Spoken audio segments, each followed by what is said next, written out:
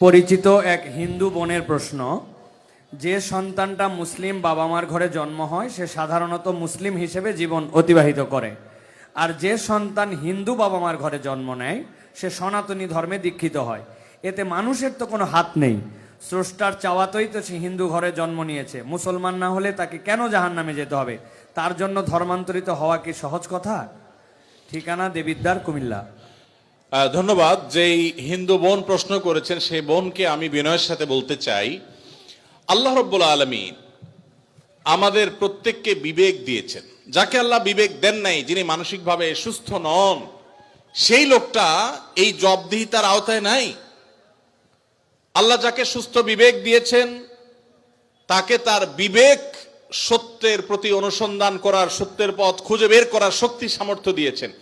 এটা ঠিক যে মুসলিম পরিবারে জন্মগ্রহণ করার কারণে একজন শিশু একটা অ্যাডভান্টেজ পায় ইসলাম গ্রহণ করবার জন্য। একজন শিশু তিনি অন্য ধর্মাবলম্বী মা বাবার ঘরে জন্মগ্রহণ করার ফলে সে এই অ্যাডভান্টেজটা পায় না, এটা ঠিক। কিন্তু আল্লাহ যে তাকে বিবেক বুদ্ধি দিয়েছেন, সেই বিবেক বুদ্ধি খরচ করা তার কর্তব্য। তার কাছে ইসলামের দাওয়াত যদি পৌঁছে থাকে, ইসলাম যে একমাত্র সত্য ধর্ম, সেই আহ্বান যদি পৌঁছে থাকে, আল্লাহ কোরআনে বলেছেন ইন্নাদ-দীনা ইনদাল্লাহিল ইসলাম, ইসলাম হলে আল্লাহর কাছে একমাত্র মনোনীত দিন। আল্লাহ বলেছেন ওমান ইয়াবতাগি গায়রাল ইসলামি দীনান ফালান ইউকবালা মিনহু, যে ব্যক্তি ইসলাম ছাড়া অন্য কোন ধর্মকে দিন হিসাবে গ্রহণ করবে সেটা আল্লাহর কাছে অ্যাকসেপ্ট হবে না। এই যে অ্যাকসেপ্টেড হবে না দিন ছাড়া, অন্য ইসলাম ছাড়া অন্য কোনো কিছু, এই দাওয়াত পৌঁছার পর তার দায়িত্ব হয় তার বিবেককে খরচ করা, এটা আসলেই সত্য দিন কিনা সেটা অনুসন্ধান করা। সে এতটুকু যদি না করে তাহলে সে তো আল্লাহর কাছে দায়ী হবে। হ্যাঁ, যেটা আপনি বলেছেন যে অমুসলিম পরিবারে জন্মগ্রহণ করে ইসলাম গ্রহণ করা কি সহজ কাজ? না, সহজ কাজ না, কঠিন কাজ। আর এই কঠিন কাজের জন্যই তো তার বিনিময় এত বেশি, যে সে যত পাপ করেছে আল্লাহ তাআলা এই কঠিন কাজটা করার কারণে তার সব মাফ করে দিবে। আল ইসলামু ইয়াহদিমু মা কানা ক্বাবলাহু, ইসলামের আগে সবগুলো আল্লাহ তাআলা মাফ করে দিবেন, কারণ সেই কঠিন কাজটা করেছে। মুসলমানকে তো এরকম আল্লাহ তাআলা তার পুরো প্রোফাইল ডিলিট করে দেওয়ার মতো কথা বলেন নাই। এটা নতুন ইসলামে যারা আসবেন তাদের জন্য রয়েছে। আর যারা খ্রিস্টানদের সম্পর্কে আল্লাহ বলেছেন আহলে কিতাবদের সম্পর্কে, যে তারা যদি ইসলামে আসে তাদেরকে ডাবল সওয়াব আল্লাহ তাআলা দিবেন। কষ্ট হবে, ফ্যামিলির বিরুদ্ধে তাকে যেতে হবে, এই জন্যই তো আল্লাহ তাআলা এই রিওয়ার্ড গুলো তাকে দিচ্ছেন। আল্লাহ আমাদের সবাইকে হেদায়েত লাভ করার তৌফিক দান করুন। কাউকে আল্লাহ তাআলা মুসলিম বাবা মার ঘরে জন্মগ্রহণ করিয়ে অ্যাডভান্টেজ দিয়েছেন, কাউকে আল্লাহ তাআলা মুসলিম সোসাইটির মধ্যে রেখে অ্যাডভান্টেজ দিয়েছেন, কাউকে আল্লাহ বিবেক বুদ্ধিতে শার্প রেখে তাকে অ্যাডভান্টেজ দিয়েছেন। অ্যাডভান্টেজ সবাই কম বেশি পাচ্ছে, তবে আমাদের কাছে শুধু নিজেদের দুর্বলতাটাই চোখে পড়ে। আল্লাহ আমাদেরকে হেদায়েতের পথে পরিচালিত করুন, বলুন আমিন। স্বামী আদেশ করলেই কি শ্বশুর শাশুড়ির সেবা করতেই হবে? সেবা করতে গিয়ে অনেক সময় আমি অসুস্থ হয়ে যাই, এক্ষেত্রে ইসলাম কি বলে? ভাইরা আমার, স্বামী যদি আদেশ করে যে আমার বাবা মার খেদমত করো, এখন বোনের প্রশ্ন হলো আমি অসুস্থ হয়ে গেলেও কি স্বামীর সে নির্দেশ মানতে হবে কিনা? উত্তর হলো না।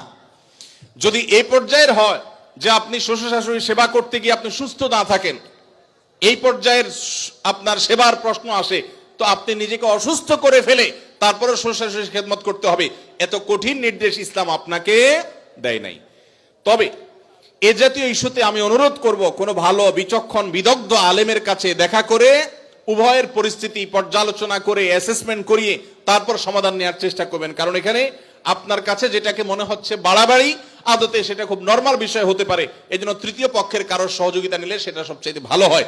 এই প্রশ্নোত্তরের সংক্ষিপ্ত সেশনে আমরা অল্প কথা উত্তর দিয়ে গেলে আপনার ভুল বোঝার সম্ভাবনা আছে। সেজন্য কোনো দক্ষ আলেমের কাছে, বিচক্ষণ ইমাম সাহেবের কাছে গিয়ে দুজন মিলে তারপরে পুরো অবস্থা জানাবেন। শরীয়ত মৌলিকভাবে মেয়েদের জন্য শ্বশুর শাশুড়ির খেদমত করাকে ফরজ ওয়াজিব করে নাই, কিন্তু স্বামীর প্রতি তার যে শ্রদ্ধা ভালোবাসার দাবি আছে, সেই দাবি থেকে যে স্বামীটা সারাদিন আমার সংসার সন্তানের উন্নতির জন্য কষ্ট করে, সেই স্বামীটার অগোচরে তার উপরে কর্তব্য তার বাপ মার সেবা করা। তিনি যেহেতু আমার কাজে গেছেন, আমি তার জন্য একটু হেল্প করলাম, তার হয়ে একটু কাজ করলাম। তাছাড়া মা বাবার মতো বয়সী মানুষ, তারা যখন আশেপাশে তাদের সেবা করার মানসিকতা থাকা দরকার। কিন্তু সেই সাথে এটাও ঠিক যে আমাদের সমাজে অনেক শ্বশুর শাশুড়ি আছে আস্ত জোয়ান তাগড়া সুস্থ সবল, এরপরও সে আশা করে বসে থাকে বৌমা সব করে দিবে। এটা খুব বাজে একটা অভ্যাস। অনেক শ্বশুর শাশুড়ি আছে, তারা মনে করে বৌমা ঘরে আসছে মানে হলো কাজের মেয়ে ঘরে আসছে, অতএব আমাদের এটা বাই ডিফল্ট পাওনা হয়ে গেছে। এটা খুবই বাজে একটা উদাহরণ।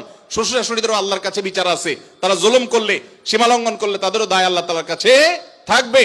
নিজের মেয়েটা তাকে দিয়ে কোনো কাজ করায় না, আরেক ঘরের মেয়ে আসছে তাকে দিয়ে সারাদিন গাদা খাটনি করা, এটা জুলুম। অতএব জুলুমও করা যাবে না, আবার বোনরা শ্বশুর শাশুড়িদেরকে ইগনোরও করবেন না। আল্লাহ তাআলা আমাদেরকে আল্লাহর নির্দেশকে যথাযোগ্যভাবে মানার তৌফিক দান করুন। বেনামাজি মানুষ মৃত ব্যক্তিকে গোসল করাতে পারবে কিনা? মৃত ব্যক্তিকে বেনামাজি গোসল করাইলে গোসল হয়ে যাবে, কোনো অসুবিধা হবে না। তবে সন্দেহাতীত ভাবে এটা মুসলমানদের কর্তব্য, কোন এলাকাতে কেউ মারা গেলে যারা দিনদার মুসলমান তারা তাকে কবরস্থ করবে এবং তার দাফন কাফনের ব্যবস্থা করবে। কোন বেনামাজি করলেও আদায় হয়ে যাবে ফরজটা সবার পক্ষ থেকে ইনশাআল্লাহ। বিভিন্ন অ্যাপ ব্যবহার করার কারণে বিভিন্ন পয়েন্ট দেওয়া হয়ে থাকে, এসব পয়েন্ট ব্যবহার করে বিভিন্ন অফার নেওয়া জায়েজ হবে কিনা? ভাইরা আমার, যদি কোনো অ্যাপস ইউজ করলে আপনাকে পয়েন্ট দেয়, সেই পয়েন্ট আপনি এক্সচেঞ্জ করে কোনো সুবিধা নেন, কোনো টাকা পয়সা পান, এটা জায়েজ হবে এই শর্তে যে সেই অ্যাপটা যদি হারাম কিছু না হয়, সেটা ব্যবহার করলে যদি কোনো গুনাহের কাজ না হয়, তাহলে আপনি এটা করতে পারেন। আজকাল অনেক জুয়ার অ্যাপস বের হয়েছে, অনেক হারাম অ্যাপস আছে, সেগুলো এ ধরনের অফার দিয়ে থাকে, সেগুলো অ্যাপস ব্যবহার করাটাই ইটসেলফ একটা হারাম কাজ। অতএব সেখান থেকে পয়েন্ট নিয়ে উপার্জন করলে সেটা হারামই হবে। অতএব আপনি কোন অ্যাপস ব্যবহার করছেন আর কি পয়েন্ট দিচ্ছে আপনাকে, সেটা হলো দেখার বিষয়।